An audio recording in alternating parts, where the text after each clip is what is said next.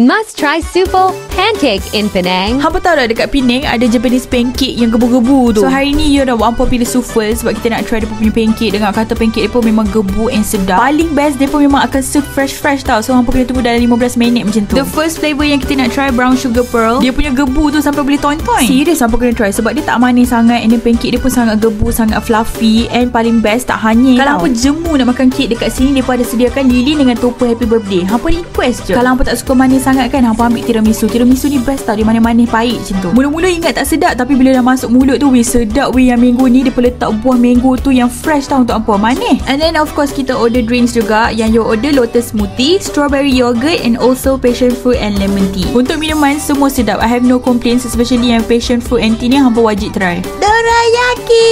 Dessert favorite Doraemon pun ada dekat sini tau. So hampa jangan lupa save video ni. Lepas tu pergi terjah ramai-ramai dekat The Super dalam kompleks Bukit Jambul. Alright, bye-bye.